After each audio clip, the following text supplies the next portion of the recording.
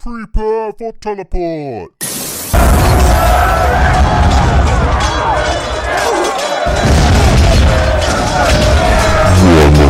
Welcome to Warmonger, a up-to-date weekly meta-chasing 30k podcast. So, what do I mean by meta? Or what the fuck is this? What is this thing that you're asking me to listen to, Tim? What the hell? The answer is, what we're going to do is we're going to go through the first 18 episodes. We're going to go through all 18 legions, starting with the XX legion, then back to first, then back to whatever the fuck 19 is. Is it Raven Guard? It is Raven Guard, yes. Raven Guard, and then back and forth, because otherwise we just if you start at 1 and then go through to 20, by the time I don't want to get in the situation where like one legion's missing out again. I guess we will know who is going to miss out. It's going to be fucking Iron Hands or Blood Angels or something, right? Or 11. Oh, there is no 11. Somewhere in the middle there. Yeah, somewhere in the middle there. In the middle, whatever the middle number is between 1 and 20, if you take out 2 and 11. That's a legion that's going to get fucked. So I decided to go with XX Legion because I've been playing XX Legion. We're going to call them Alpha Legion or XX Legion. When I'm typing on Facebook, I always put XX Legion. I feel like it's more mysterious. I often do the same. Yeah. So that's what the show will be. So buckle in for the next 18 weeks because we're going to go through all of them. Boom, boom, boom, boom, boom. By the time that's done, I mean, the Mechanicum book's already out. And then I'm assuming Libra Imperium. What's Libra Imperium? Do you know what Libra Imperium is, Jay? I don't know. I'm hoping it's Auxilia and Custodes. It's probably not going to be the militia. They were a PDF. Are they? Are they a PDF? Ugh. I think that was what it was announced as, but who knows? I've got a roadmap, and I have to go back in those articles. I'm sure Andy Four wrote out. He's probably listening right now because he's like, "What is this fucking new podcast? What is this shit?" And he's probably listening right now, going, "Oh, it's really obvious." By next episode, as well as covering the Dark Angels in the early meta, I'll have an answer to whatever question we just pondered then. What is Libra Imperium? Where's the roadmap? Tell us more. Next episode, we'll cover that.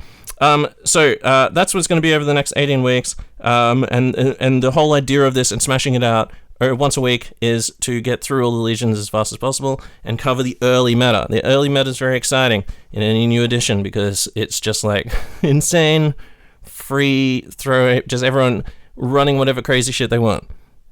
See what works. Yeah, at the moment, running whatever crazy shit you want is all dreadnoughts. Yeah, dreadnoughts all the time. It seems to be pretty good. So I've got Jay on the line. I won't say his last name or dox him or anything, but Jay's a long-time listener. First-time caller. Yeah, first time on the show. Oh, no, first time on the show? Absolutely. Oh, shit, okay. And Patreon member. Always lurking in the Patreon. And also being part of the not only Melbourne scene but also the Australian scene, coming down to Victoria, or up, I guess, to Canberra from wherever you are, Canberra, fucking Melbourne. Sorry. Still haven't been. I never made it to an act. You didn't? I What? a couple of times and never came. Yeah. Are you serious? I am. Oh, now I'll you be really at blow my mind. Holy React shit! next year. So who the fuck was that guy saying he was Jay? Holy shit. Okay. Well, now you've totally blown my mind now, Jay. That's crazy. But you're going to React? Yes. Okay. We'll be at React. So Excellent. If Jay gets anything wrong tonight to do with the Alpha Legion rules, when he does, make sure you go up to him at React and go, "What the fuck?" and like rage out. Yep. I've got straight to the testicles. That's right. That's a classic move. Do the splits and then testicles uppercut. I'm not even mad. Yeah. If someone uppercuts me in the balls after doing a splits, it'd be hard to be mad at that. Because you're like, no, you deserve to win. Like, if anyone Johnny Cages you. Yeah. Is it Johnny Cage move? I always thought it would be like a Sonya. It seems like something. She might do it as well. Seems like something Sonya would do as well. You know, those Americans. Both of them are American, right? Those Americans. Yeah, I believe so. I believe that's like the number one move in America. That splits and uppercut. Okay, so let's talk about quickly. I'll just shout out, because it's this first episode. I'll shout out the format. So what we're going to do, because it's early meta, we're going to talk about the rules as they stand right now, which is very early on. Today is September 20. Well, not today. Right now is September 2022. We're going to go through the rules as written. If some sort of errata comes out, we'll incorporate the errata as we're going along. So at this point, this is pre-errata, and I'll try and remember to actually, you know what? I'm gonna make a note right here on my show thing saying errata. Reassessed upon errata. Reassessed upon each episode. If there's an errata, then we'll go with the errated version. Obviously, we're not gonna do like a frozen in time early meta followed by another 18 episode. Although that's a lot of good free content. What we're gonna do? We're gonna talk about the Legion's special rules. First of all, the Legion Astartes rule, the Warlord trait, the extra units. The extra equip, special units. Special reaction, and how they work in each of the phases. Point out anything that we think is cool. Point out anything we think's OP, or anything that So the idea is not to pick apart the edition or like say what works or like what doesn't make any sense. Yes, or this rule could have been. We're not here for that. This rule could have been 2 sentences instead of 40 sentences, that sort of thing. We're not here for that. We're here to talk about their performance on the table.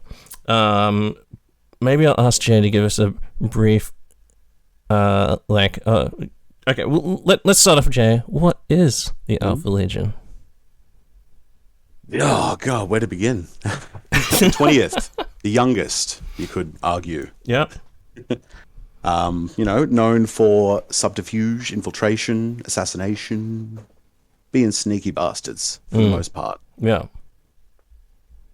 Just like the Black Ops of the Legions. Exactly. Yeah. So now these guys are part of the Trefoil, right? So are they part of the Trefoil? They are, right? The mysterious Trefoils, Salamanders, Space Wolves, Alpha Legion, I believe. Yeah, Salamanders, Space Wolves, Alpha Legion, correct. Yeah. It seems weird the Death Guard aren't part of the Trefoil, but I guess the Death Guard and the Dark Angels are very similar, just like eradicate shit. Extermination. Yeah, eradicate. That's not really necessarily like a special thing. Yeah, exactly. Yeah. You kill everything. Yeah. Cool.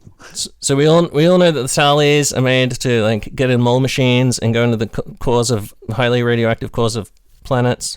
Yeah. And this room is on fire. Yeah. We know that Space Wolves are made to maybe be the Emperor's executioner in case arms of the Imperium go rogue, and also to be used against. It's sort of like mentioned that they're. And one of their exemplary battles to be used against like Silica Animus as well, right? They're one of the. Ooh, okay.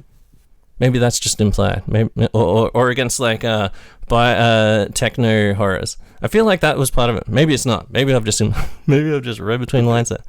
I was just sort of passively assumed that was a Dark Angel thing. Yeah. Well, they use the Silica Animus. I think the Dark Angels. For just like oh shit moments, everyone grab a plasma gun and just go and fucking plasma the shit out of that Necron world or whatever. It might be a Space Wolf thing because they're not going to be enticed by anything an AI would say. Yeah. Just be like, well, I'm just going to hit this with an axe. Yeah. Why would I care about your philosophical thing when I could simply be drinking a Mjord right now? So what in that case? Whether we're accurate on those first 2 things or not, the Alpha Legion, why do you think they're part of the Trefoil? What is and then I'll tell you my crazy conspiracy theory. Okay. Infotech, psyops, and just general secret police business, keeping the files on everyone. The black folders and whatnot, and infiltrating the other legions as well seems to be something that they're. Part of their purview. Very true. Whether that's just to find out if they're causing trouble or doing something wrong, or to what end. aside from stealing all their shit. Yeah. I'm wonder. Do you think that their main thing is just keeping an eye and spying, or do you think their main thing is purposely infiltrating in the interests of destroying? I don't think necessarily it's in the interest of destroying. I think Really? it's just to find out everything that they're up to, any secrets. Okay, I think it's more. I think it's more malefic than that. So the way that I think that the last book of the heresy is going to go, and obviously, like, everyone knows part of this story. If this is what actually happens, spoiler alerts. There's one for you to think about. So the Emperor just like smokes Horus, turns around, and he's just like, well, that's over and done with. Brushes his hands and then turns, looks towards the door, and in comes Erebus. And he walks in and he goes, and the Emperor says, so how did it go? So he says, like, really great work here. And then Erebus says, well, you taught me everything I know, Father. And then the Emperor is like, yes, Triskelion, I did.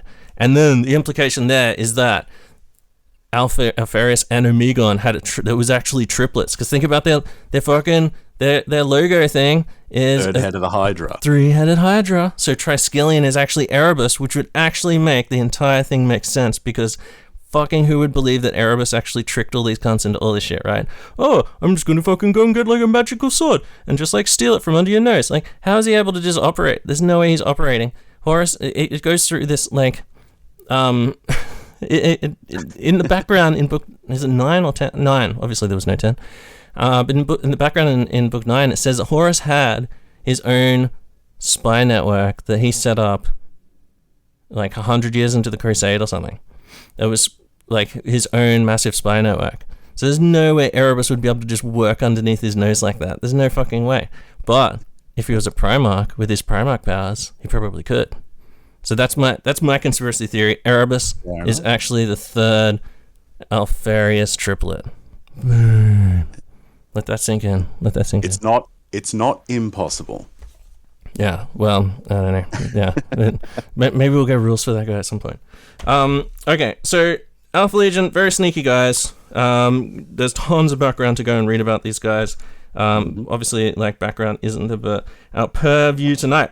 What our purview is, their role on the battlefield. Now, as we know, all of the 18 legions have a Legion Astartes rule. This is like 4 different fucking parts, or usually. The parts that matter in here, obviously, are lives and obfuscation, which is their major rule. Everyone has a major rule, I guess. It's the first one, and it has a bigger heading. So I'm going to call that their major rule. Literally just made it up as we were talking now. So basically, all of your units that have Legion Astartes Alpha Legion count as 2 inches further away when you're measuring range. For a shooting attack, a charge, or any reaction declared by an enemy model or unit. This is cumulative with any other modifiers to range imposed by special rules such as knife fighting or war gear. So consider this. You might have a reaction in my movement phase where you're allowed to trigger something if I move within 12. I can now move within 12, but I count as 14. So for your thing, I'm not 12 inches away, I'm 14 inches away. Doesn't trigger. That's right. If I was to move within 10 inches of you, then I would count as 12 inches. So I want to sit 10.5 inches out, and then I've got an extra, inch and a half that I'm closer to you, essentially. Exactly. Things that are like 6 inches or whatever. When this is going to be really important is when you are charging them, obviously. So you're going to take 2 inches off that charge. So even if they roll a double 6, it's getting cut down to 10. 4 inches in cover.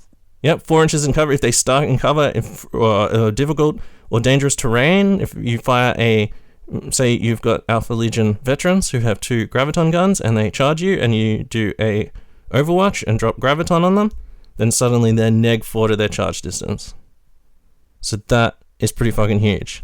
It doesn't. When you first read it, it doesn't seem like a whole lot, but then you consider things like the reaction distances, charge distances, melter range, rapid fire range. Yeah, it definitely adds up, and it's all models all the time. So and so that's vehicles as well. So there's definitely times where you could force vehicles to have to move a little bit to get in the range of you. Because if you're both sitting exactly 48 inches away, you're actually 50 inches away for them. So they would have to move 2 inches forward to get into range of you. It's kind of like a mindfuck when you just read it on the thing. Like, I remember reading through all of these and being like, oh, Alpha Legion got fucked in the A. But then actually putting it on the table and being like, holy shit. It's not just catch all for everything, but it's definitely got its uses. And if you play towards them, like sitting at that 48-inch range or something, you can make it work for your advantage.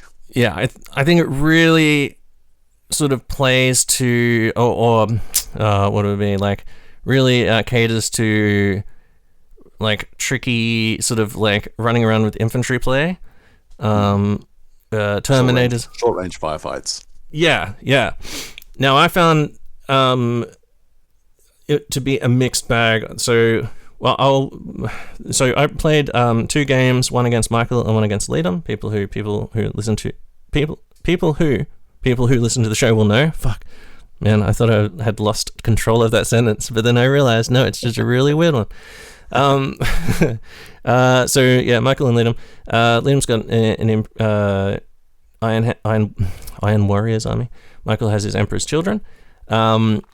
I'll probably refer to the games that I played against these guys a few times throughout the show, so get used to it.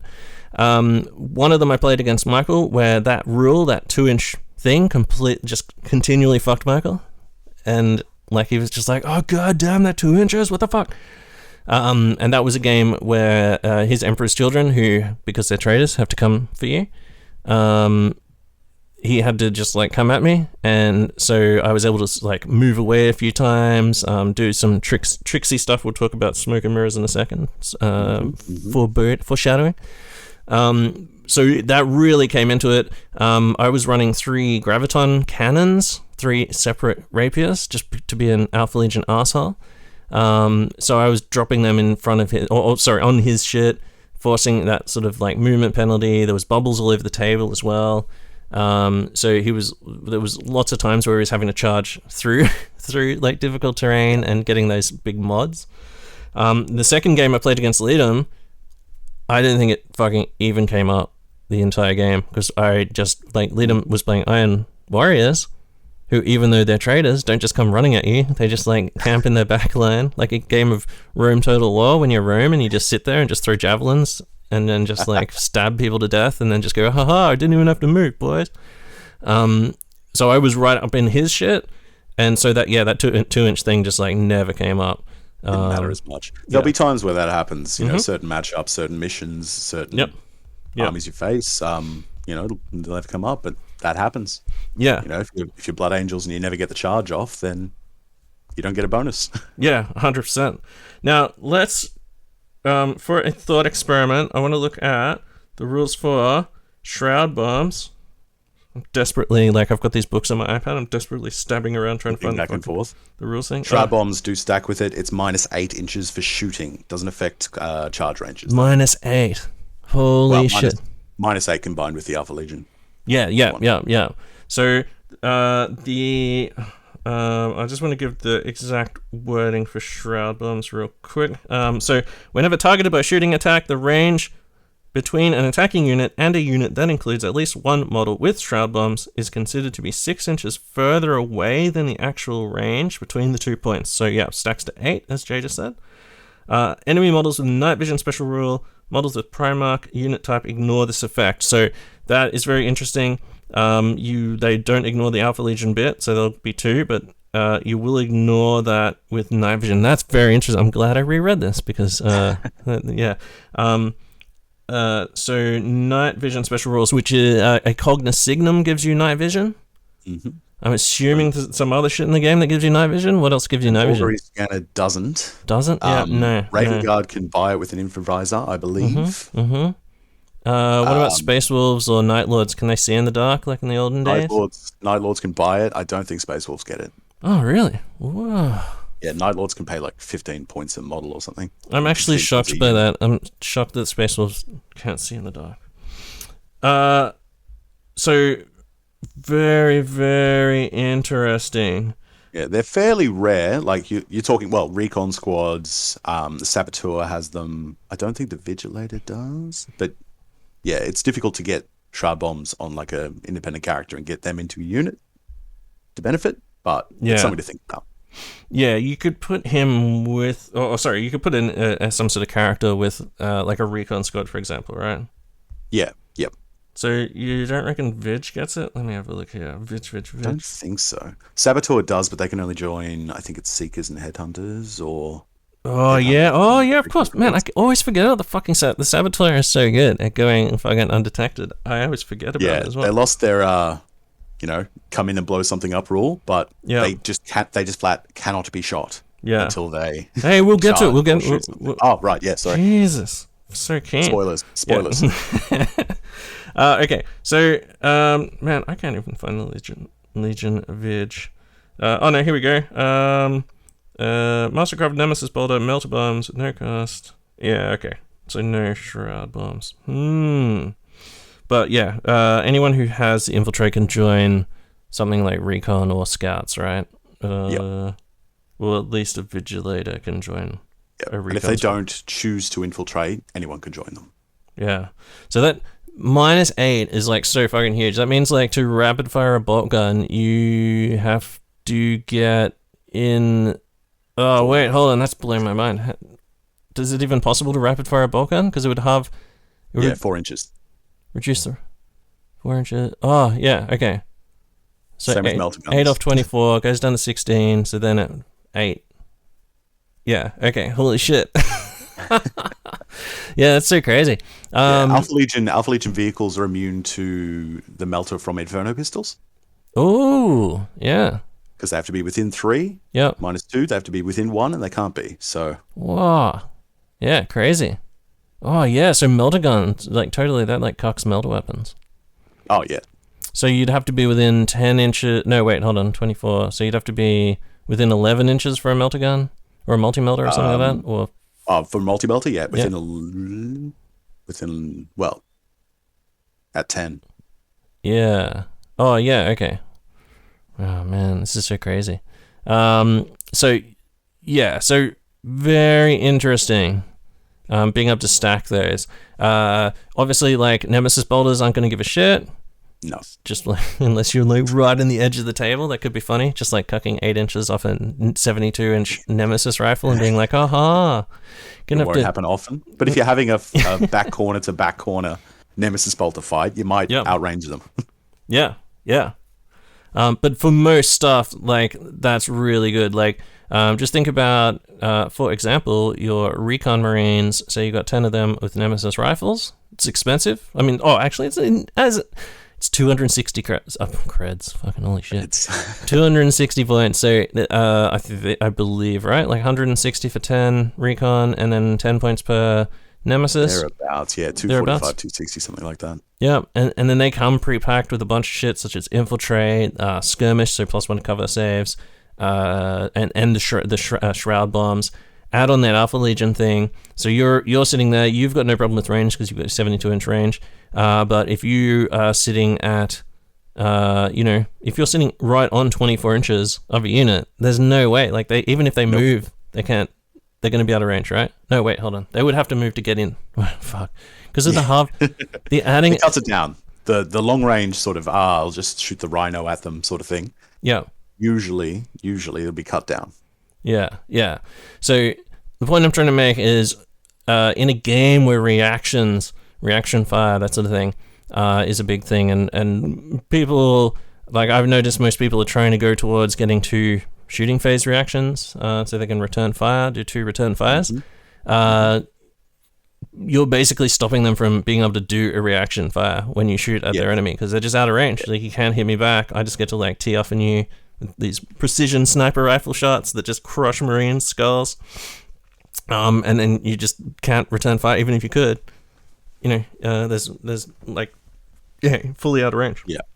Even though you might actually be in range normally against like anyone pick your else. targets and pick your positioning. But, yeah, you can make it work. A couple of the things like Iron Warrior's shrapnel bolters have a shorter range. Yeah. So it gets cut down even more. You know, you can get pretty close in and still be out of range to them. And then the rapid fire range, of course, you know, affects that as well. So very big rule. Obviously, just the 2 inches. You're going to be like playing around with that. That's what she said. On both those things.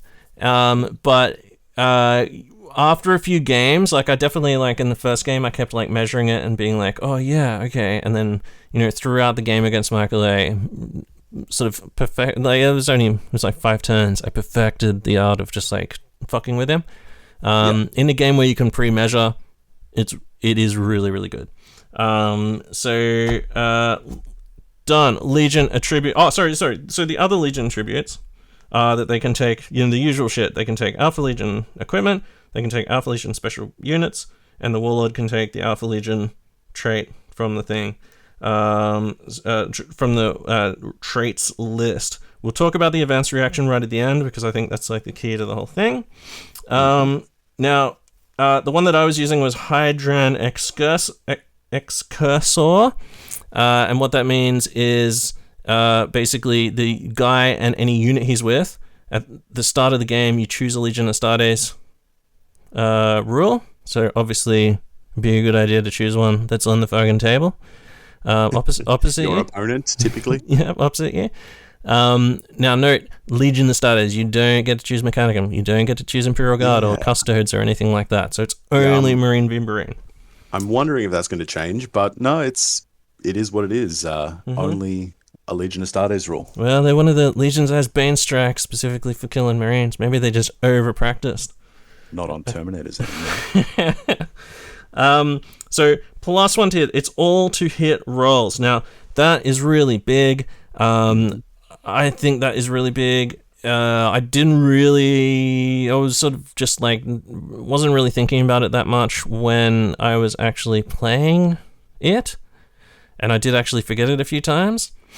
But the +1 to hit, that's in close combat. If you are weapon skill 5 and you have +1 to hit, you're hitting weapon skill 4 on a 2+. That is very good. And that's before any other fucking bonuses.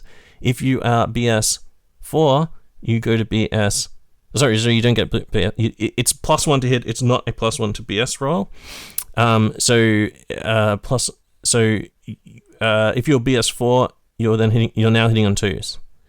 So use that information as you will. I was using a big Terminator Death Star, also, which turned out to be really good because I had fucking 10 Tartarus guys with all chain fists and shit. Didn't have any Thunder Hammers, so at the start I was like, oh man, no brutal. Fuck, Michael's made this like dumb shit army from the last edition. Fuck, can't believe I have to use this. Should have painted my own stuff, god damn it. And I did, like for the record, I painted an Iron Hands army in between that time. But I had all these chain fists and shit, and then I had that +1 to hit on the unit, and then I also had a chaplain in there for fucking hatred as well. Just to cover all the bases. Yeah, but I didn't even think about the Warlord trait. But it meant that I was going up against a Dreadnought. I was hitting on 4s with rerolls instead of 5s with rerolls. Yeah, it can be a big difference, can't it? Yeah, when I fought Leadham Siege Tyrants, I was hitting on 2s in close combat. It wasn't. I was hitting on... Well, the characters were hitting on 2s. And like the chaplain with his... He actually had a Thunderhammer. The unit was hitting on 3s. So, with chain fists and things like that. So... very, very good. I feel I'm kind of torn. Part of me is like, if you don't have to risk yourself in combat, just don't fucking do it. That's what I always say when I'm playing for 30k or there's so many fucking insane things. Like, why run in there and risk the chance of a fucking Paragon Blade like nicking off your head? Or a chain fist fucking instant killing you? That's just fucking foolish. So people who charge the generals just blindly into my shit, I'm always like, ha ha ha, this man knows not warfare. So part of me is like, like having a huge like Death Star with a Praetor, giving the unit +1 to hit is kind of good. But also just like having him just sit, like just using like a shitty Delegatus and sitting him in a unit, just giving them +1 to hit Yeah, on it's a the big buff. heavy weapon squad. To a big unit. Yeah. Yeah, and it counts for snapfire as well. So. Oh, does it? Oh, really? Ooh. Yeah, well, plus one of the hit roll, you still. Yeah. Ballistic skill 1, but so now, shoot some planes down on 5s. Yeah. If you get blinded. Yeah, that is pretty good. That's good on like a las cannon team. And we'll get to we'll keep discussing it. We need to bear this in mind now because I think this Rite of the War I think is the best one. It also gives you an additional reaction in the shooting phase, which I personally think is good, rather than 2 in the assault phase. Some other people may disagree with me, but what do you think? Depends on your army composition. Depends on what you're trying to do. Yeah. Two Overwatches could be useful. Yeah, if you're trying to get up in people's shit, I guess, maybe 2 Overwatches is good. I've found that the Overwatch, well, I haven't really used any like units that are so powerful that like doing an Overwatch fucking meant any shit. Like the things that it, like when someone wants to charge you with a Death Star or something, it like you probably shot it in your shooting phase and haven't fucking killed it. So getting like an extra stand and shoot, even though it's a full BS, might not be that helpful. But obviously, there's many different situations. It's handy in like the tactical marine versus tactical marine handbag fight and stuff like that. But yeah. Okay, so the other ones are the Mobius configuration, which is kind of like a really weird one.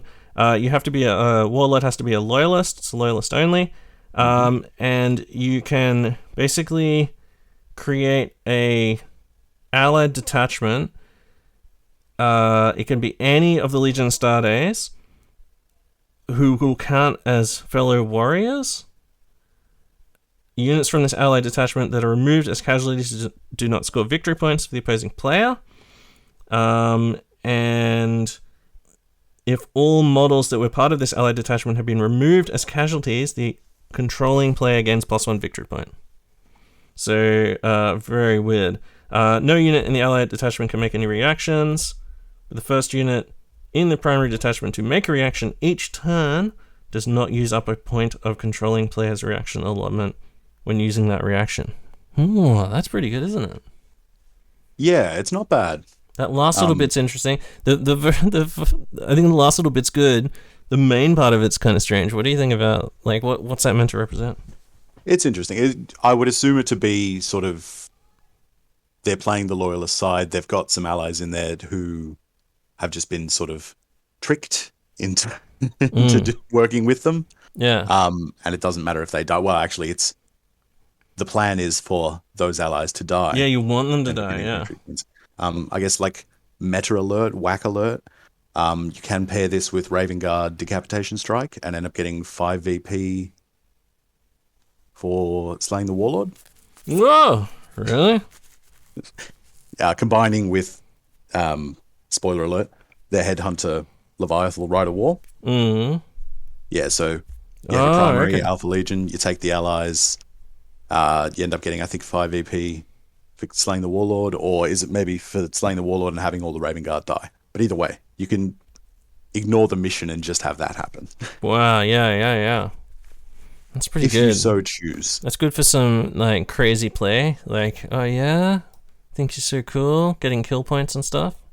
Capping fucking card tables with and printing, cutting CDs? That's cool. USBs in.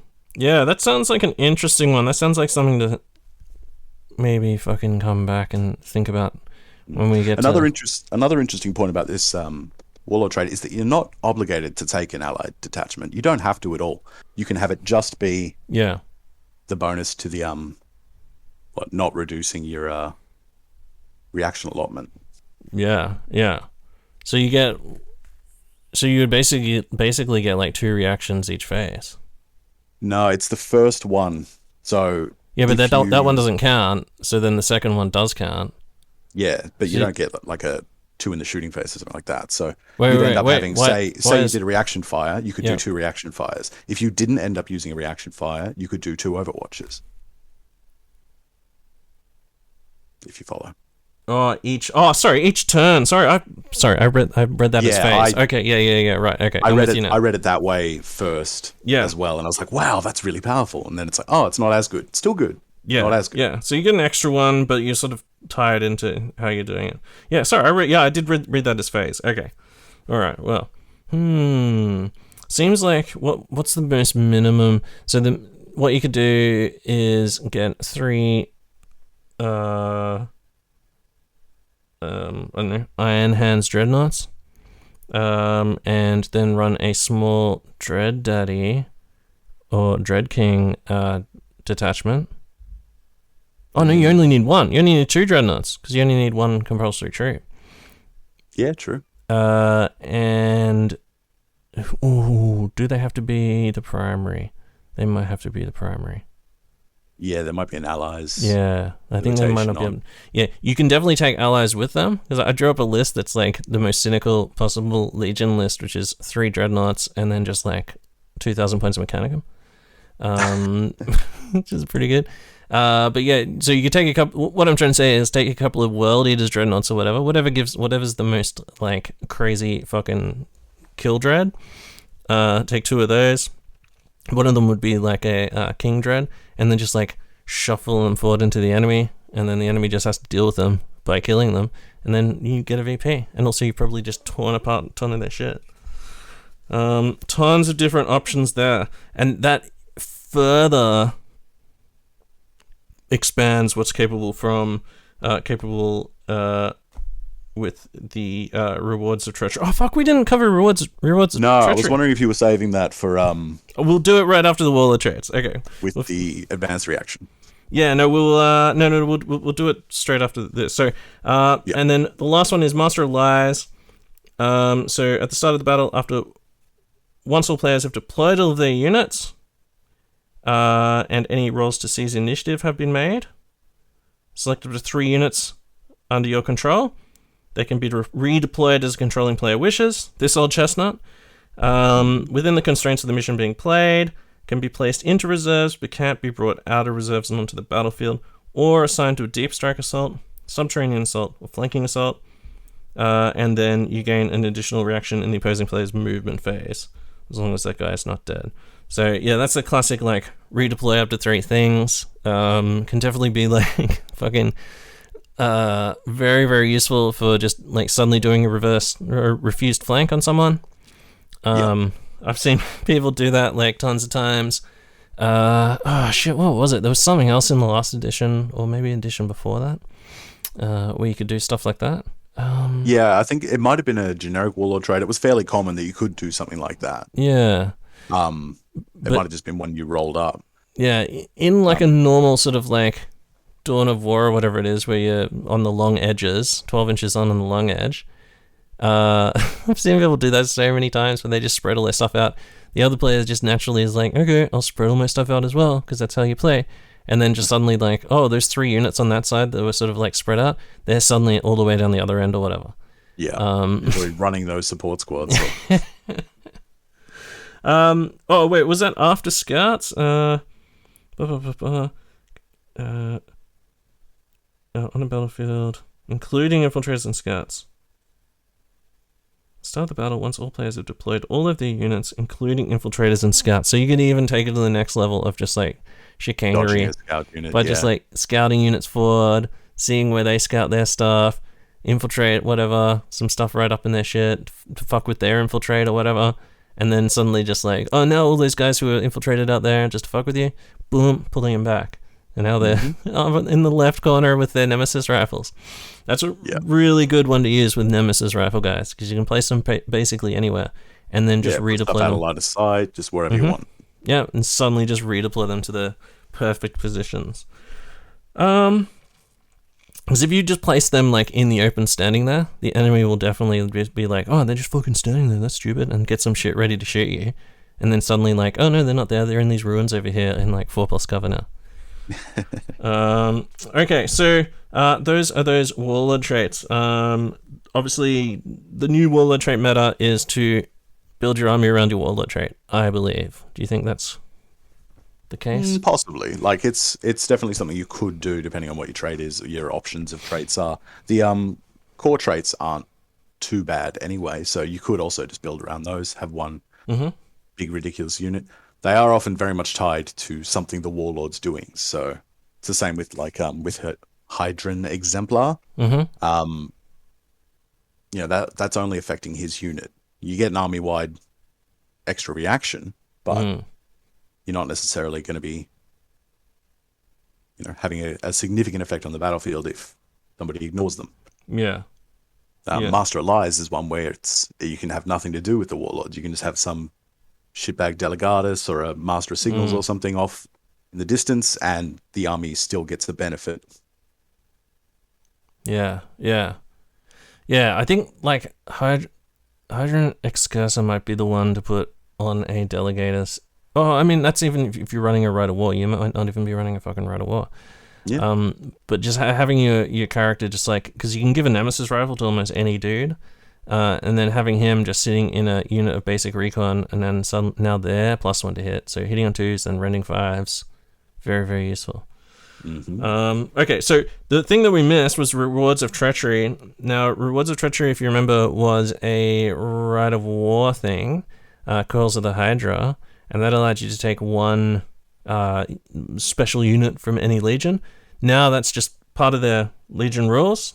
Baked in. Every other legion just has like the basic like 4, like the major rule and the other rules. They just have like an extra one, Rewards of Treachery, except for Dark Angels. When we get to them, they're fucking bit more crazy. Yeah. I'll have to try and get Ryan on to just like power through all of that stuff. So the Rewards of Treachery is basically you can do that just baked in. There is a Rite of War, which we'll talk about in a minute, which allows you to take up to 3 units. But basically you have to choose a Legion Astarte, and then you can choose one of the special units. It can't be a unique unit, but a special unit that has a Legion Astartes X special rule that you've chosen. And then I believe the new coils? Is that what it's called? Yeah, new coils. Yeah, Coils of Hydra lets you take spoilers 3. But it's still just from the one Legion? Yes. Okay. All right. So pretty cool. When you consider what we've already talked about, the +1 to hit, putting that on siege tyrants, for example, coil siege tyrants, very nice. Hitting on fucking 2s now. As you're like delegators there telling them secrets and stuff. No, just shoot straighter. Iron Warriors, you dummies. Aim for the body. Yeah. Now it does replace their original Legion Astartes rule with the Alpha Legion rule too. So you get the +2 inch, blah blah blah. You don't get to keep. Which was always an issue with coils beforehand, because if you took something like Red Butchers or whatever it may be, they don't get the original Legion benefits, and a lot of those are important to the unit. Yeah. So think about what you're doing. Some it doesn't matter at all. Well, you're only losing like 1 rule now anyway, because everyone only has like 1 or 2 rule. Yeah. Okay, so that is so we talked about the warlord traits. Extra equipment, just like before. They could take just like before, they could take power daggers. Power daggers sort of like a strength 3 AP3 now. It doesn't have the you can't stack it with a power fist to get an extra attack. No, it doesn't have a specialist weapon anymore, which is good and bad. It used to be the go-to was stack it with a power fist or a paragon blade or something like that. Now it can't with those. Another interesting thing that lost specialist weapon was a chain fist. So that's still a viable one. Oh, a chain fist doesn't have specialist weapon. Not anymore. Holy shit. I noticed lightning claws do have it now. Like a single lightning claw has specialist weapons, so you can pair a power fist and a lightning claw. I think that was always the case, wasn't it? No. Lightning claws had a special thing where you only got +1 attack if it was with 2 lightning claws. Oh, okay. Now you get +2 attacks from a lightning claw, and it's not a specialist weapon. Oh, sorry, it is. Sorry, it is a specialist weapon. It is. Yeah. So you would get 1 with a fist and a lightning claw. Yeah. But you get the 2 for the 2 lightning claws. Yeah. Sudden Strike 1 and Breaching 5 up on the power dagger are huge. They're awesome. Breaching, yeah, that's so psycho. So Sudden Strike 1 means possible initiative on the charge. When you charge, yeah. Yep. And then Breaching 5+, so It's only strength 3, so you will be wounding on 5s anyway. So, but when you do that, it's AP 2. And I mean, it's functionally AP 2 all the time. Yeah. Oh yeah, true. If you're stabbing just like a normal man, you can you might wound on a 4. And how often do they have 2 up armor? Exactly. Yeah. That is an interesting way they've made. Yeah, that is weird, isn't it? Yeah. And it losing specialist weapon means if you just throw 5 points, throw it on a sergeant, suddenly your 5-point sergeant's going in initiative 5 and got a decent chance with 3 attacks of shanking the enemy sergeant if he's got Artificer and a Power Fist and all the bells and whistles. Yeah. Surprise, dickhead. Knife in the eye. Yeah. Strength 3 means you won't be able to wound against some shit as well, right? You can't wound against tough 7. Hurt a Dreadnought, for example. Can't hurt a Dreadnought. Oh, brutal. Yeah, so it'll cut them out of toughness 7, but if something's toughness 6, you can still stab it. So you can still kill a Thanatar. It's all good. Wounding on a 6, in which case you get breaching as well. So yeah, it doesn't matter. Castellax, you mean? Oh, sorry, Castellax. What did I say? Sorry. Yeah. Thanatar's still... Oh, yeah, no, Thanatar's right. Yep, sorry. Yeah, yep. Cool. Okay, so they get Bane Strike Bolters as well, which is a breaching 6+ shorter bolter, like an 18-inch range bolter. They can also get that on a combi bolter. And then they get Venom Spheres, which is a really weird thing. It's like a 1-shot, range 8, strength 1, assault 6, poison 3+ shot. So, interesting. I bought these, but I never used them because I just forgot about them. They're like 10 points, I think, and you'll forget them most of the time. I think once it works once, you'll never forget again. Yeah. Because six shots wounding on a 3. Yep.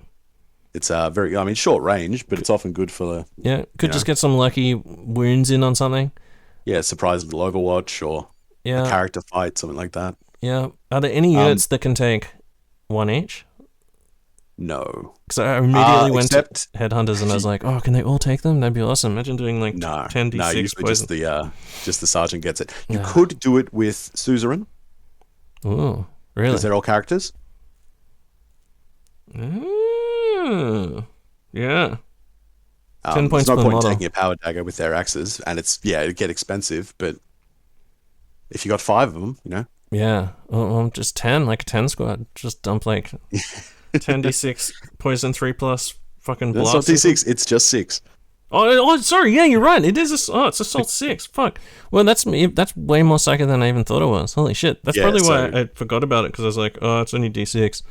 I'll only pull it out if I'm really in trouble. If there's a guy on 1 wound charging me, I'll be like, oh, maybe I'll get d6. But yeah, 6 set to 6, like 60 shots. Yeah, just always. Wow. Yeah, so if you do have a squad of 5 or 10 guys who somehow manage to get them, you'd end up paying a lot of points to do it. But 5 Suzerain putting out 30 shots, wounding poison 3 up, it's not bad. Yeah. And there's no limit on that. Like, you can put it on Terminators, right? There's nothing stops you from taking it on a Termi boy. It's just as on a sergeant. Yep. Yeah. So you could have a Termi sergeant, you could have a Terminator apothecary in there with his own one, and then a fucking whatever general you've got. Tech Marine or something. Yeah. Tech Marine. Oh no, Tech Marine's countering Termis. But, right, yeah. But like another character, so like you could have up to 3, 6, 18. Like that's worth remembering. Could be worth remembering. Is it worth 30 points though? Who knows? Now, so Bane Strike did get a decent little bonus as well. The range is still short, but breaching is so much better than AP3. Yeah. It was cruel before.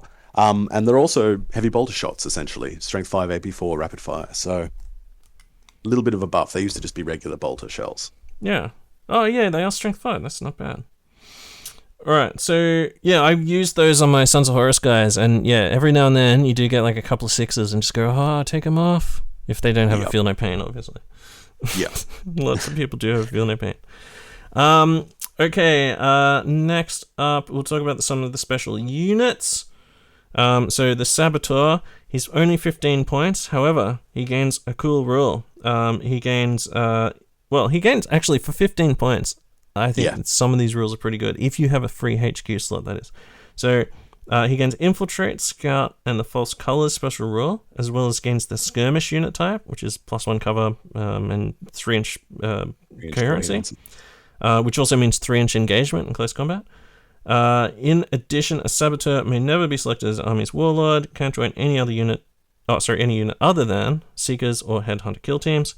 And the False Colors special rule is you can't be targeted by a shooting attack as long as this guy hasn't shot. So remember, you've got Infiltrate and Scout, so you can get really close to people. They can assault you, but they can't shoot. Once you have shot or charged someone, then they can just like blast on you as normal. Yeah, you just appear.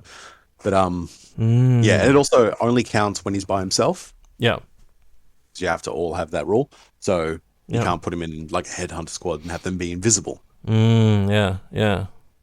That would be good. The only thing that could make it better would be if he was scoring, because like every now and then there's that mission where there's like, especially if you do a refused flank, right?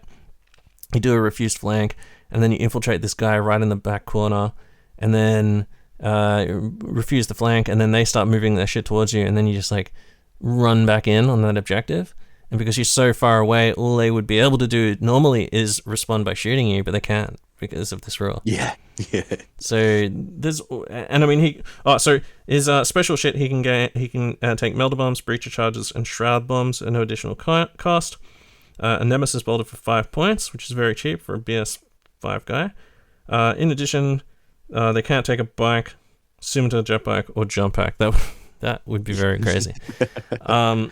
But yeah, I can't think of in the last few games that I played how I could have used that guy, but just because of the fact that he can't be shot, I feel like it's something that you could probably work into your battle plan somehow.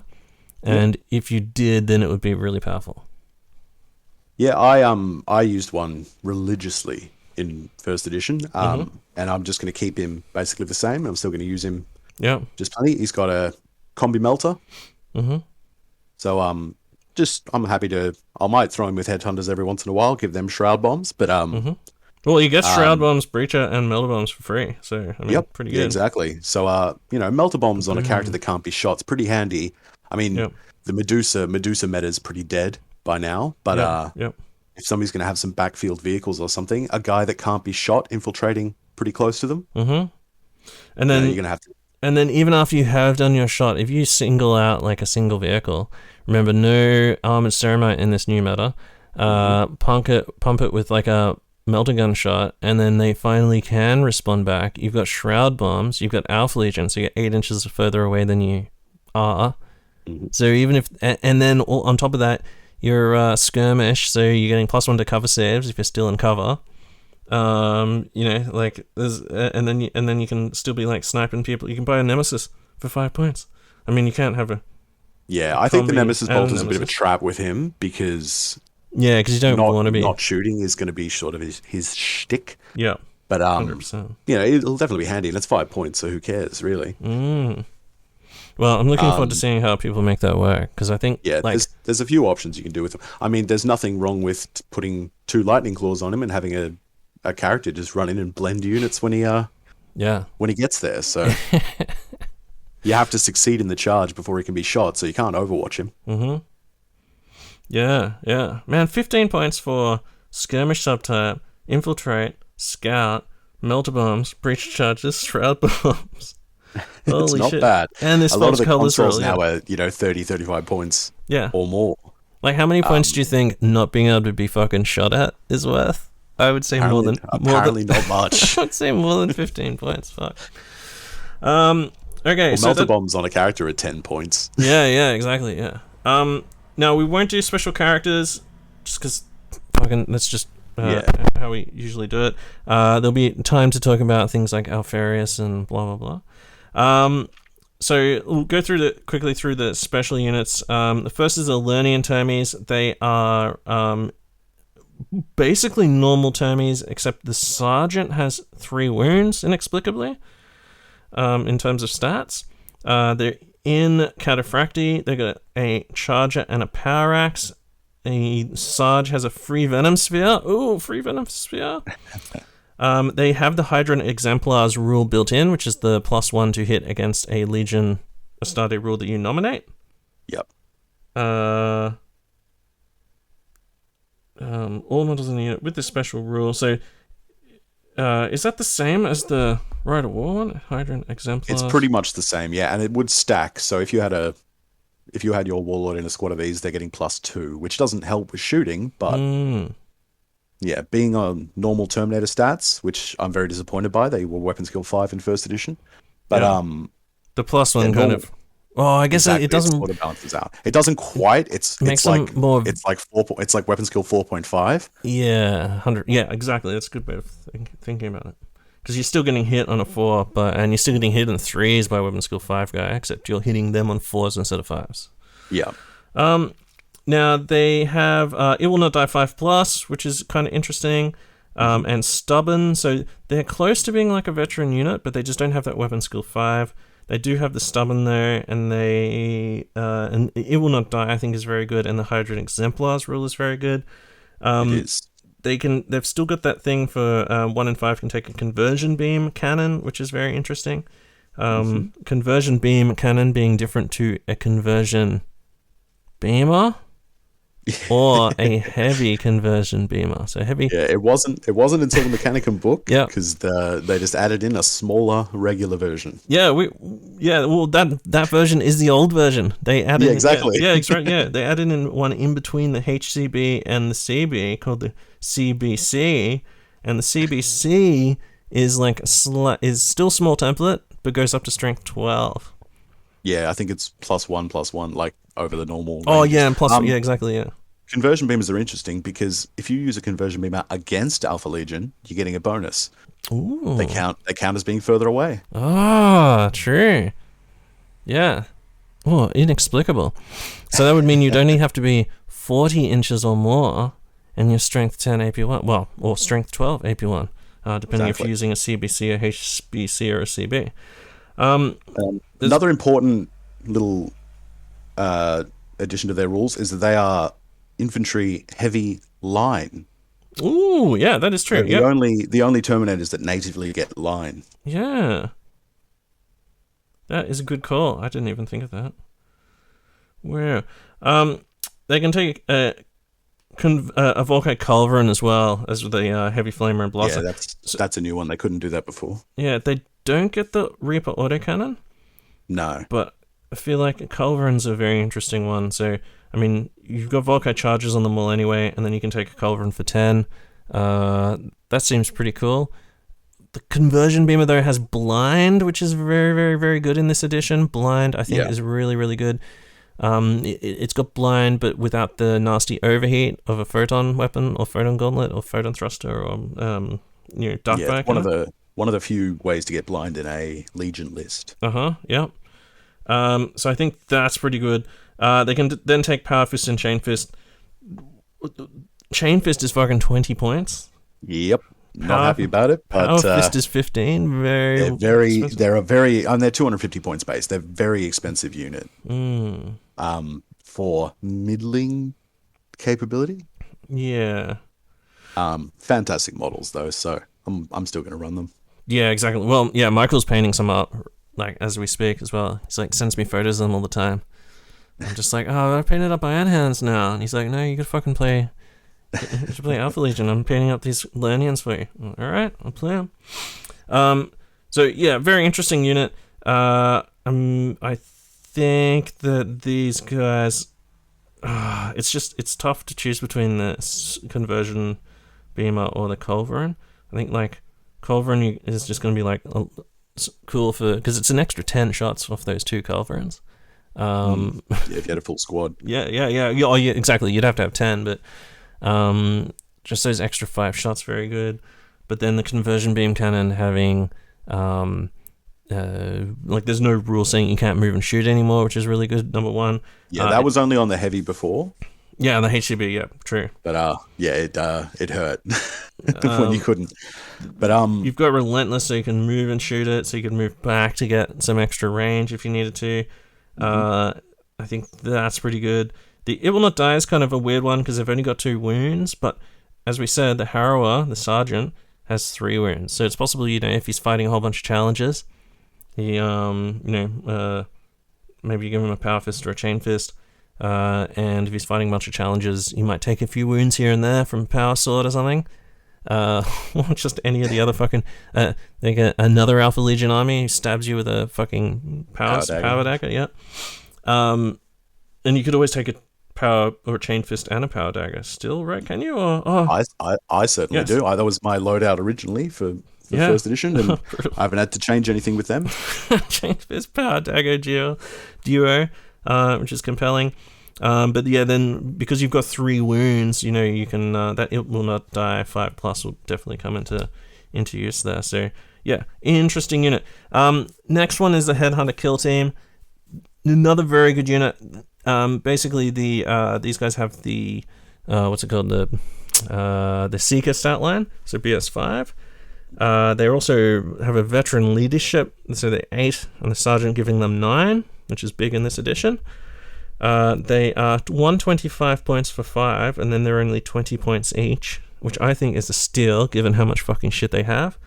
You can tell me if I'm wrong after this, but they have a relentless precision shot 4+, preferred enemy independent character, infiltrate and scout, along with a Bane Strike combi bolter, a power dagger, bolt pistol, a venom sphere, and the Sarge. And then you can equip them all with Magna combi weapons, minor combi weapons. One guy can have a heavy bolter or a multi-melter. That's like the fucking hugest thing. As soon as I read that, I was like, oh my god. Because that's assassinating people with multi-melters is something I've strived to do since the very first days of like Horus Heresy 30k, the very first event. I was charging after Danny's fucking general dude, his like Death Guard guy, who was just like I'd shot all these fucking other guys, and then I like tracked him down with a Thalax with a multi-melter and just incinerated him. And ever since that it was a favorite tactic of mine as well. I used to do it with the Rhino multi-melters. Yeah. The only thing they could ever hit with lone characters. Yeah, fuck yeah, so good. So that really leans into it, like having one multi-melter with precision shot 4+ means now you don't even have to just hunt down fucking dudes on their own on foot, like hard target style. You can just fucking shoot into a unit, and if you roll a 4+, like, oh, I'm gonna put that multi-melter shot on fucking your Praetor, so take a 4+ or die. Boom. That is fucking savage as fuck. Especially on a unit that can infiltrate and scout, because you can infiltrate, scout closer, and then if you've got that first turn, brutal. And has preferred enemies, so that multi-melter, the multi-melter's twin linked anyway now. Yeah. But it's also re-rolling that one to wound. Yeah. Because that's the only fly in the ointment, is when you do pull off a shot like that, you'll almost always roll a 1 to wound. Yeah. But re-rolling that one, it's just the icing on the cake, man. Yeah, dude, I've fucking had enough multi-melters and culverins and shit to build culverins for my iron hands, but I made sure, once I read that, I made sure that I kept 2 multi-melters spare, so that I can just make a couple of shoulder-mounted multi-melter guys and then swap shoulder pads for Alpha Legion, play my iron hands as Alpha Legion if I need to. And one of the things that I'm going to do is load up a fucking Headhunter Kill Team, because I'm going to make a recon team, which is 10 dudes with I'm going to make a Seeker team, which is 10 guys just with the basic Kraken bolter with all the rounds. And then if I paint up 2 multi-melter guys, shoulder-mounted multi-melter guys, I can make 2 units of 6 Headhunters with a multi-melter in each. Boom! Fucking infiltrating, getting up close with their, I'll just play that. They'll just suddenly become, whatever these are, Bane Strike combi bolters. Sergeants can take all the usual shit. What do you think about this unit, dude? Are you fucking digging it? I dig it. I liked Headhunters in first edition.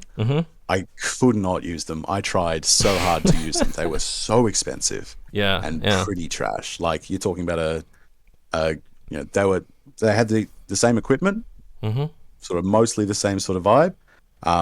But now they have Relentless. They've got those precision shots on a 4 instead of a 6. They're so much better. Bane Strike itself is better.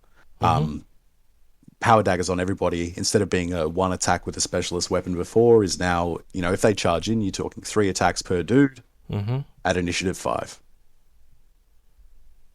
They're insanely good compared to how they used to be, and they're definitely a viable unit now. They're one of the few units that kept preferred enemy as well. It's pretty rare. And especially on independent character. So if you're going after generals and things like that, rerolling ones to hit, rerolling ones to wound. So it is really it's a really big buff that whatever the fuck we were just talking about, a preferred enemy independent character, really, really good. It's definitely helpful. Yeah, fuck man, I really love these guys. They're such savages. They're functionally a Seeker team. Like, Seekers will fulfill this role almost as well in any Legion force. But they just get a little bit of a bonus instead of just being flat worse than Seekers in last edition. Yeah, 100%. You're gonna see a lot of these guys. Yeah, man, I can't. I've just, ever since I played Alpha Legion, I was just like, oh yeah, this is good, but I really want to play with my own models. And then I painted up my own models, and then when I was playing my Iron Hands, I was like, oh man, if I had Alpha Legion, I could be doing this. So I'm planning shenanigans to do with shoulder pad. I've got a ton of Alpha Legion shoulder pads that I got off Spence. So I'm planning to, just use a bit of spit to stick my shoulder pads on. And then I can just pull them off and then put Alpha Legion pads on, and it doesn't even have to be all of my dudes. It could just be 1 in 3 or something. And you only need one. You don't actually need one at all. Yeah. Why advertise it? No, that's true. Yeah. And the other thing is I'm building these little Vaxilla poles for everyone. And I've got Michael to 3D print me some Iron Hands. He's designed up all these X things and stuff like that. Very easy. I'll just go hey Michael, I know you support my Alpha Legion playing. Can you make me some Alpha Legion standard tops? And then I can just, because they're on brass rod, I can just slot them on and off. That's even if I want to advertise, like you said. Now I've got the figures here from Guldini. He's run it through his algorithm. Now he's saying Lernians are slightly overcosted. Probably should be 235 plus 40 per model instead of 250 plus 45. And Headhunters slightly undercosted, which is pretty much what we thought. Probably should be 135 plus 21 instead of 125 plus 20. So that's not that big, 21 instead of 20, and 10 points off the top, but on the top, the tax. But yeah, and then the Lernians only 15 extra, but yeah, so only slightly, but over an army, that does stack up. So that's the math hammer. Well, not the math hammer. What is it? The algorithm from Guldini. Actually, sorry, I missed a bit where he said, just notice a Harrower has 3 wounds. So overall, Lernians are about 15 points too much, and Headhunters are about 15 points too cheap. Could drop Lernians by 25. Making adjustments smaller than that aren't worth the effort, in my opinion. And then, as an aside, Cataphracti should get a bit of a points bump, by the way. They are a bit too cheap, according to the algorithm. So, well, get your hands off my Iron Hands, Cataphracti. That's all I have to say there. The options are there. Yeah. Okay, let's talk. So that's the special units. Let's talk about the special reaction, and then we'll finish off with Rites of War. So the special reaction, Smoke and Mirrors. Now, I read this, and then I read it again, and I was just like, is it going to be good? How the fuck am I going to use it? And then I got into a game, and I used it against Michael, and it was fucking amazing. So basically, you make it instead, once per battle in the shooting phase, when the enemy chooses a shooting attack against one of your units, before resolving the shooting attack, you take one of your models from your unit, place it anywhere within 12 inches of its original position, scatter at D6, and it does the minimum scatter shit, so it doesn't end up in a graveyard or whatever, or a fucking haystack or something. Then, once you've figured out where that dude is, or chick, whatever, you take all the rest off the table, redeploy them anywhere within 6 inches of that model, at least 1 inch from an enemy model, in coherency, obviously. And anything you can't move cannot be placed, is removed as casualty. So, it's going to be really hard to fuck that up because the unit would have to be so fucking big. You've got a huge 6-inch bubble. Unless you end up like, I don't even know how you'd... Okay. Between two buildings or something. Yeah, exactly. End up in like a tiny cramped alley that's only 2 inches wide or some shit. Then you chose the wrong direction to move that model wherever you want within 12. Yeah, you fucked it. You fucked it, dog. And then basically, remember those dudes who were trying to shoot at you? Now they can try and do their shooting at you. If they cannot see you, for example, or only some of their dudes can shoot, then they can shoot. If none of their guys can see, then they just lose their shooting entirely. So if they, number one, this is fucking amazing and when I first read this, I was like, oh yeah, like fucking, I'll just wait until Michael shoots some big shit at me, and then I'll be like, oh, you're gonna find the 10-man, let's get a team, fuck you. And then he'll just deploy behind a haystack, and then he'll lose all his shooting. That's how I imagined doing it. However, when I was in the game, I was running my dudes down the table trying to get to this objective, and Michael shot at me, and I was just like, oh fuck, it's just fucking it's just free movement. So I took the guy who was the closest in the direction I wanted to go, moved him 12 inches, rolled to scatter. First time, obviously, I got beginner's luck, so I scattered an extra 4 inches in that direction, basically onto an objective, picked up all the rest of my unit, put them on, and then the guys who were shooting were now out of range, because some of these models had moved like if you think about the coherency of a unit could be spread out like 5 inches or 6 inches, whatever, wide. If you take a model from one side, move it 12, that model that was 6 inches away to begin with has now moved 6 plus 12, and then you can put it 6 inches from that model, so another 6 on top of that. So huge fucking scope for just like totally fucking people's day. The second game, after using it against Michael like that and realizing, oh fuck, that's really good, played against Liam, I moved right up in his shit. He moved near me. I then did a reaction to move closer to him. He's just like, what the fuck? And then he tried to shoot at me, and I'm like, psych! Moved past his unit into his back line, scattered like 3 inches back, whatever. Didn't really help, but whatever. I managed to leapfrog a unit, move right past them into his back line. He charged me with a dreadnought, killed that because of all the, fucking chaplain and all that other shit helping. Yep. And then I was able to just sack his fucking siege tyrants who were in his back line. Just charge right into them and fucking murder them. Otherwise, I would have been probably an extra 2 turns of just like copying fucking all those crack missiles to the face. Yeah. Yep. So yeah, fucking amazing. And remember, this is in their turn. So their turn, they shoot at you. You move past them. They can't then fucking, if you're not in charge distance anymore, then boohoo, so sad, because then it's your turn and you're charging them. So really hard because they can't move to get away from you once you've done this. So if they've got a heavy weapon squad and suddenly you 12-inch catapult towards them, end up within 1 inch of them, if they've already shot, they're basically fucked. I mean, they might shoot at you and take some more wounds off you, like after the fact, but being up that huge movement is fucking really amazing. It like really so that's why I'm sort of torn between like putting my Hydran Exemplar dude in a unit in a backline just shooting, getting +1 to hit, or having him in a big Death Star that just gets smoke and mirrored around. It gives you the options, basically, because you can use this any time during the game that you're being shot at. So it can be no screw your las cannons, they do nothing. It can be surprise, we're across the board. It can be whatever you want to use it for, whatever you feel is appropriate at that point in the game. Imagine just holding onto it until the last turn and then using it to just smoke and mirrors onto an objective. Yeah, exactly. Or smoke it. You know the missions where you gotta like custom missions where someone's like, hey, get the astropath to the board edge or whatever. And you just like, last turn, just like, oh, you're gonna shoot at me? See ya. Surprise, we left 2 turns ago. Yeah, we were never here. It was just a smoke cloud in the shape of some fucking, of a max Lernian Terminator unit. Yeah, exactly, yeah.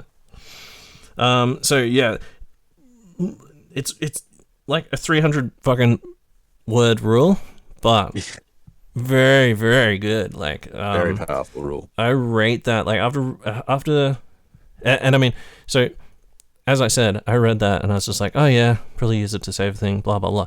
Actually getting it on the table, what I'm trying to say is I haven't played every other Rite of War on the table. However, this one I think is possibly one of the best ones. Like, after actually playing it. So there might be other ones that are out there to the sleepers. And once we actually see them on the table, maybe the Blood Angels one is special. It's the best or something. But this one, like, I massively rate it. Like, it's hard to imagine that it's not the most versatile. You can do whatever you want with it. Yeah. And like all reactions, at lower points, it's going to have a way bigger impact. Because the reactions thing, like, once you get to 3,000 points, you're only getting one, maybe two, in one of your phases. Otherwise, you're just getting one reaction. But having this, like under your cap, as they say, just ready to pull that out and drop that, like, see you fuckheads. It's just so good, man. So if you're playing against Alpha Legion, here's a hint: don't ever shoot at anything. Because they might just smoke and mirrors away. And if they haven't smoke and mirrors yet, then you got to wonder, what are they saving their smoke and mirrors for? If you shoot at one of their units, say they've got a Death Star, and you just dump all your shit into it, and they don't smoke and mirrors away, then you're fucked. Because there's something... even they've got something planned. It's got some bigger play with their smoke and mirrors unit. Fuck, man. Yeah, really, really good. And yeah, just like we were saying, the versatility there is really crazy. And I think, like, once you've done it a few times, you'll realize, like, whoa, it's so fucking crazy. I wonder if anyone does have, like, somehow they do it and it fucks them somehow, like where you mishap onto a marsh or something, which you shouldn't really do, because you shouldn't land in impassable terrain, a building, a fortification, or 1 inch of any enemy model, or off the edge of the battlefield. You should be the smallest. It's like a drop pod, like, it's hard to go wrong. Yeah. But if you do have, like, a mishap, please write in eyeofhoruspodcast@gmail.com and tell us how the fuck you mishap that. How did you fuck this up? Yeah, maybe they were using Coils of the Hydra to get one of those, like, 20-man Night Lords Terminator units. And then just, like, dude, can you imagine that? Like, fucking smoke and mirrorsing that, like, just into someone's backline, and then just like, okay, here's 20 Termies, now what?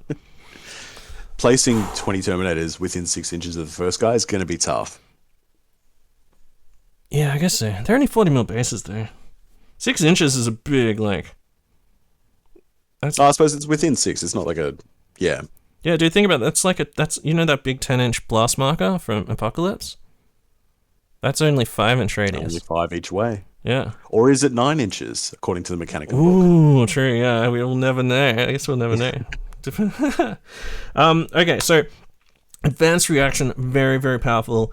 Write in and let us know if you fuck it up there, or just write in and let us know. So in any of these things, if we're saying something that's totally crazy and you don't believe it, write in, and then that way, maybe once a month, if there's enough fucking people writing in with their scorn, fucking, then I'll read them out. Otherwise, maybe addressed every Sunday night, 8 o'clock, Sunday night, Brisbane time in Australia, Eastern Seaboard, whatever the fuck, what are we, Eastern EST, Australia time? If you want to get on Discord, come to the Gangbang channel, send me a message in Discord if you've got something that you want to tell us about, and I'll unmute you and you can tell us. It's a community show. All right, so let's finish off by covering the Rites of War.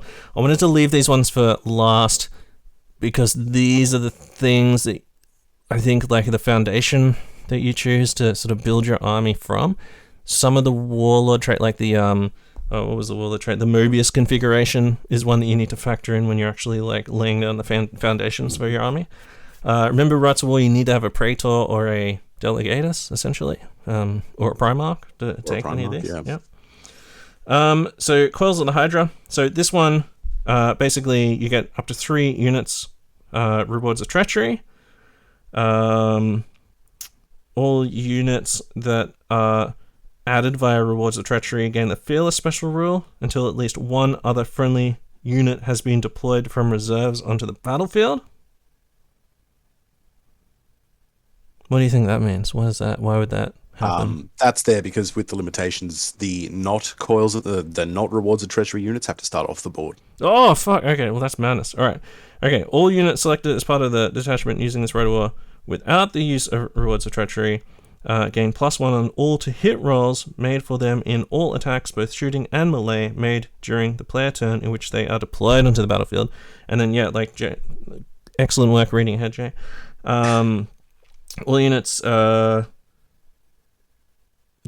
use rewards of treachery must be deployed in the battlefield, can't be put in reserves or deep strike, or subterranean assault, or flanking assault, or any of the other fucking ways of not deploying your shit, starting with your shit on the fucking table.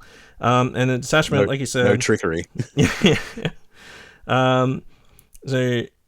Must include a number of units selected without the use of rewards of treachery special rule equal to or greater than the number of units selected using the rewards of treachery special rule.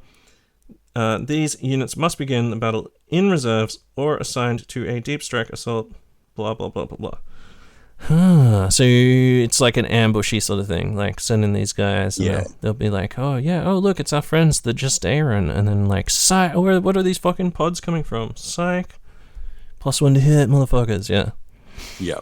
So that's kind of interesting for if you do want to, like, if you've got a whole bunch of like deep strike, you can take some pods for people and then just like do like a fucking, I mean, like headhunters are already BS5 anyway. Your exemplar units are going to be +1 to hit as well. I guess it just means like even you're just, you know, like 5-man melter teams or whatever can just jump out and 2+ their melter guns into shit. Yeah, true. If they're in range on that turn. Yeah. So it's an interesting Rite of War. I don't think it makes a lot of sense.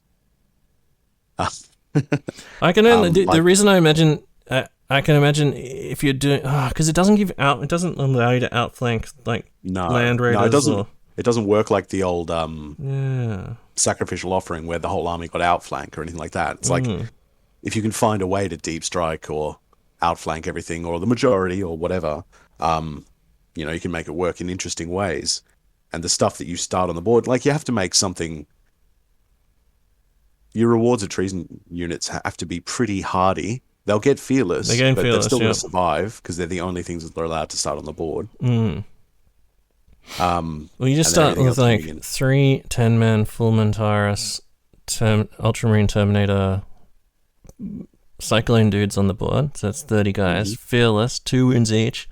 Cyclone missile launcher thing that can fire the brutal 2 strength 8 AP2 shots. Yep. Yeah, that's true.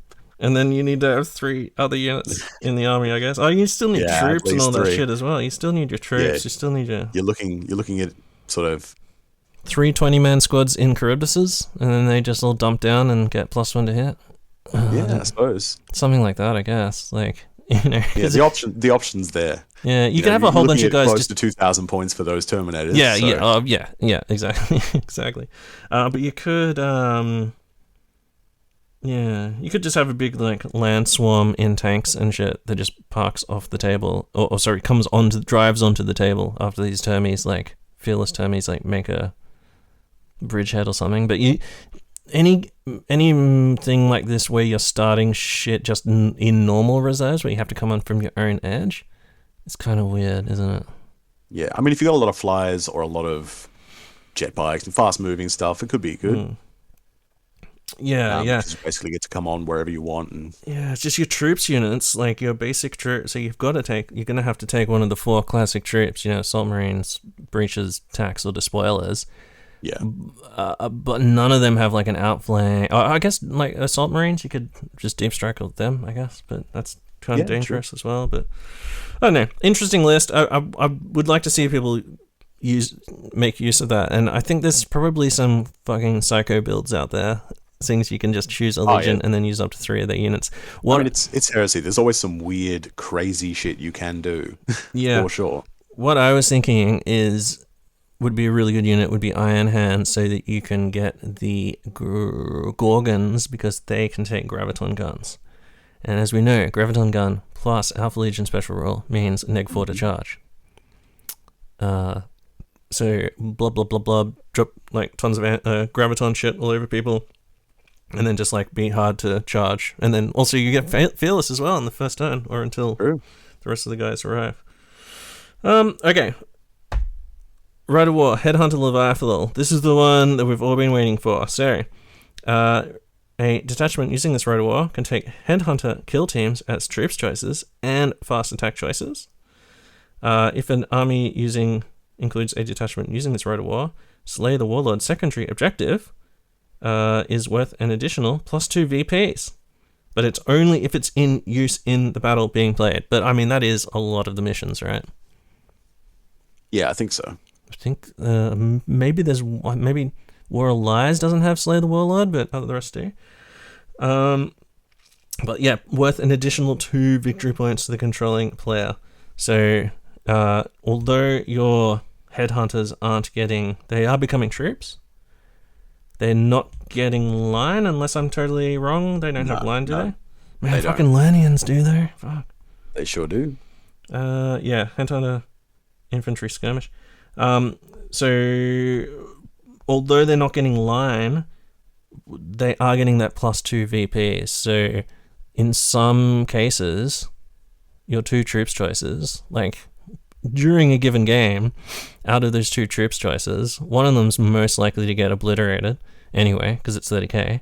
And then your second one, do they get an objective? Maybe they hold an objective. So that's 1 VP in most games. Some games, obviously, like there's the one where it's like fucking 5 VPs, but you got to run the whole length of the table.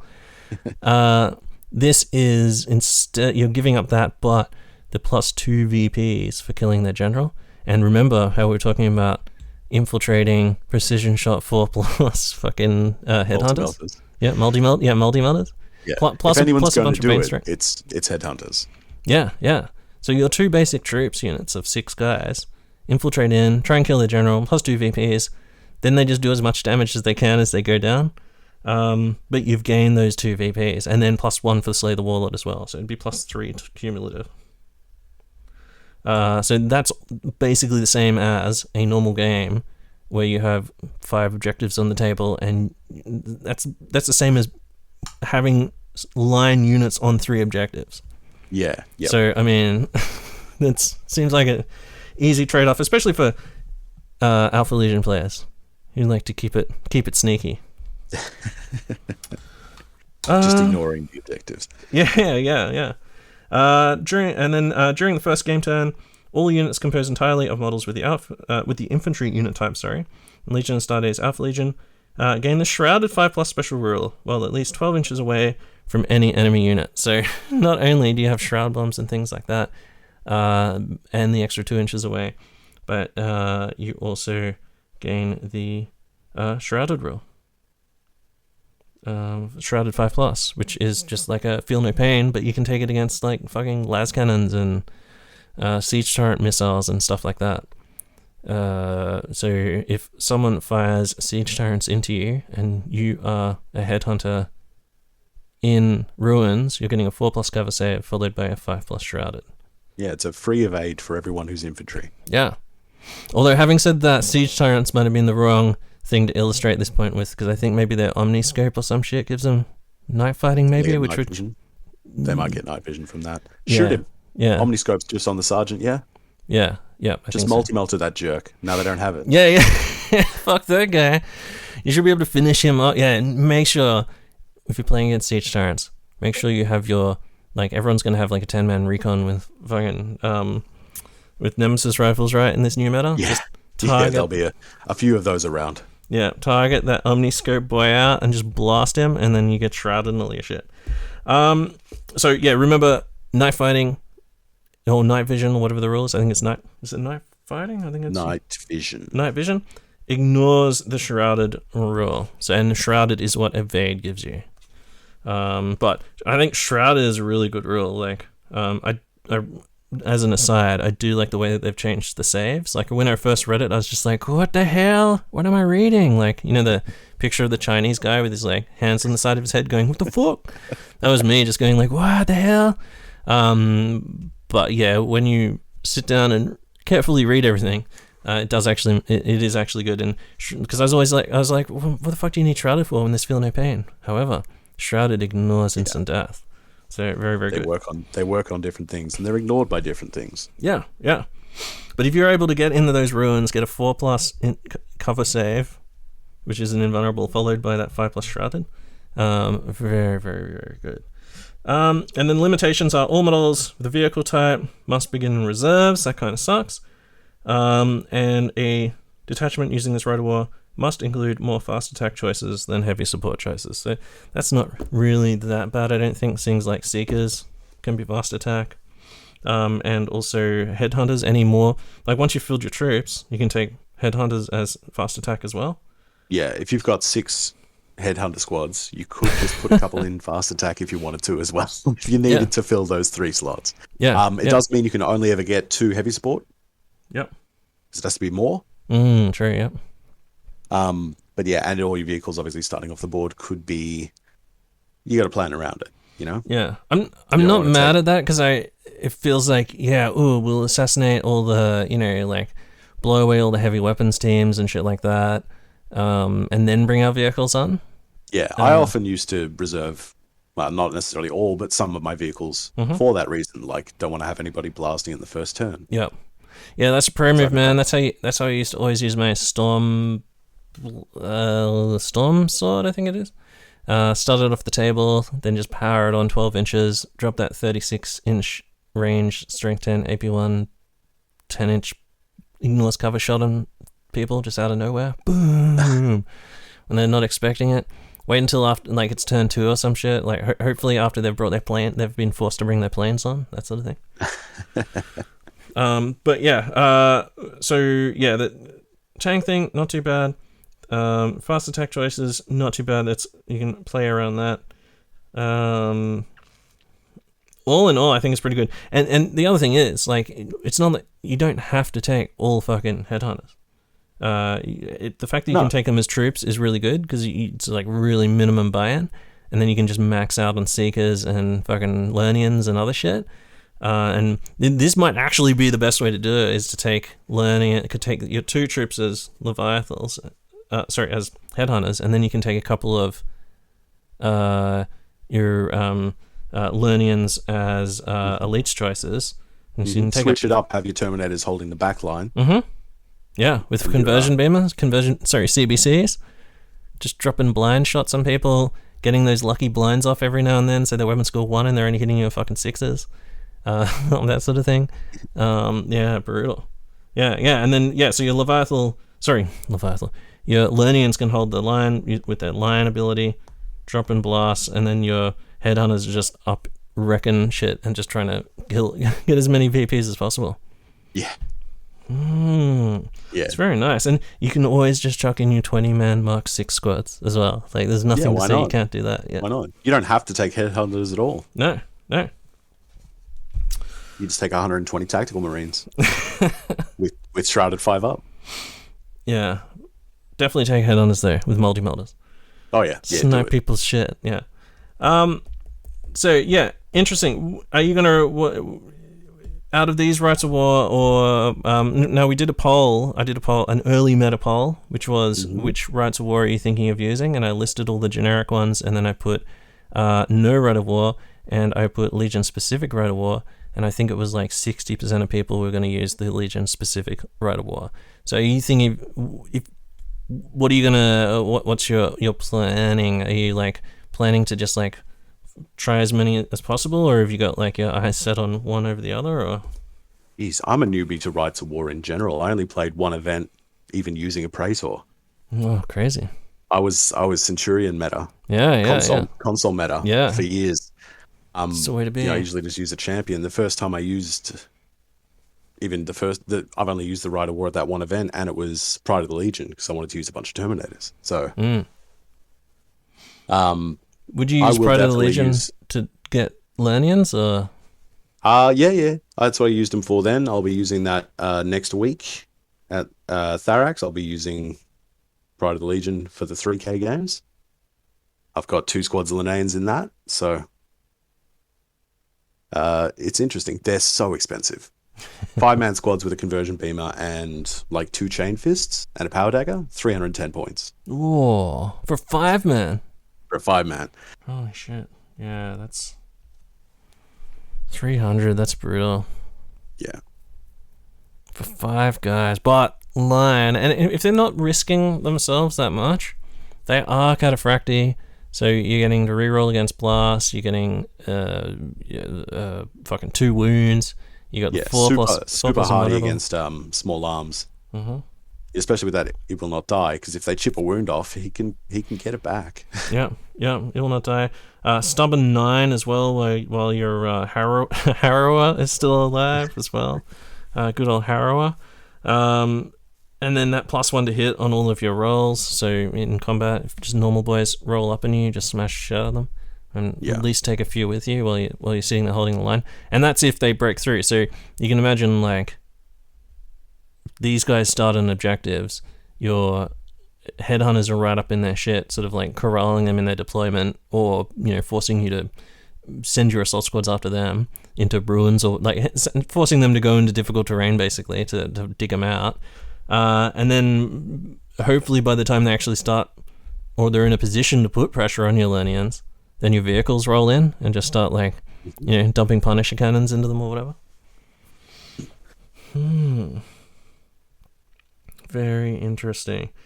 Lots to try out there. And, like, I think, like, early meta, I think that they're pretty powerful. I don't think they're as obviously powerful as someone like Imperial Fist or Iron Warriors with their +1 strength on all weapons, or +1 to hit with all the good, all the good weapons, autocannons and things like that.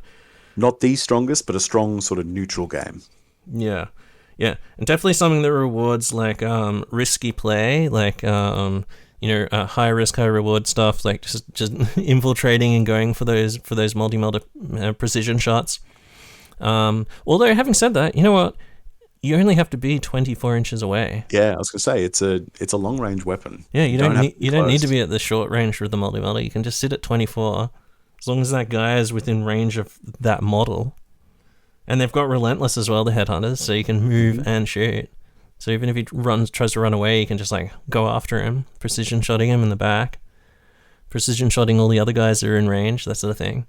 And this is after you've infiltrated and scouted. And, depending on what Rite of War you've got or what Warlord trait you've got, maybe you've redeployed as well. Exactly. Shit. Yeah, there's a lot to look at there. The general mentality is don't be where they expect you to be. Yeah. And murder somebody with a multi-melter. Yeah, I think so. All right, awesome. Now, are there any final thoughts you want to give us on Alpha Legion before we wrap it up? We're right on an hour and a half, which is, I think that's actually decent timing, considering how much we got through. We managed to smash through really fast without reading every single... The craziest thing about podcasting is every now and then you have to read out rules. And then I just read these rules and I think, holy fuck, how am I going to read... how am I going to explain this on the show? Like, how are we going to discuss this? Like... It's fucking can anything come out of this, or am I just going to be man reads book? Yeah. It's like a 300-word paragraph, on how this fucking thing works, I think we managed to get through it without doing too much reading, but there is a certain amount that you do need to read, like especially careful wording. Like, I mean, what was that thing that I missed? Oh, yeah, Assault 6. I just thought it was Assault D6. Yeah, there's a few things they sneak up on you. Yeah. There was something else as well. Oh, it was the reactions for the Mobius configuration. I thought it was every phase, not every turn. So lots of little things like that. But final thoughts, Jay. Give us your final thoughts. Are you happy? As somebody with plenty of Alpha Legion and plenty of games in first edition under my belt, I'm happy with where they are. I think I like them. I would have preferred if Linneans were a little bit of a buff, weapon skill 5, losing that hurts, but they have a different role. Yeah. It's they're not up there. They're not designed to get up in the face of other Terminators. They're to butcher small weak units and hold objectives. Yeah. Hopefully, whatever the fuck is trying to get to the objective has just been so harrowed by your, or even blinded by a fucking close range conversion beam a shot. Because it's worth just ripping them into a unit just on a 5+. They're blinded. They failed their fucking initiative check. Hopefully, a lot of people think of them as a short range sort of close assault unit because they've got the Volkite charges, so you got 15-inch range on your normal guns. Just ignore them for the most part. It's what I've been doing is just use them for the conversion beamer. Yeah, you got the versatility. You can fight stuff close up, but don't be afraid to put one across the board. Oh yeah, exactly. And like we were just saying, like in that meta, like you might be shooting multi-melters into the general, but also just like why not throw because I think at 42 or more, it's strength 12. So, I mean, rip that into some shit on the other side of the table. And because your vehicles aren't on the table yet, rip some conversion beamers, start softening up their anti-tank. For example, if they have something like a Seeker on Venator or, any of those fucking annoying strength 10 shutdown units that can just one-shot stuff, why not just, like, soften them up with some beams? And I mean, once you've killed the general as well, once the Leviathan... Why do I keep calling him Leviathan? Fuck me. Once the headhunters have finished hunting heads and evaporated their general into fucking steam, there's nothing saying you can't use that BS5 multi-melter on vehicles and shit as well. Exactly. It still works. Yep. 100%. All right. Awesome. Thanks so much, Jay, for coming on for the first episode of Warmonger. You'll go down in the annals for being that first guest or co-host on. Next we'll be doing Dark Angels, and I would have to consult my chats. I think I've written down lists. People have sent me messages after I mentioned it on the giant 8-hour fucking episode, or part 1 episode. A bunch of people messaged me bagsing different legions.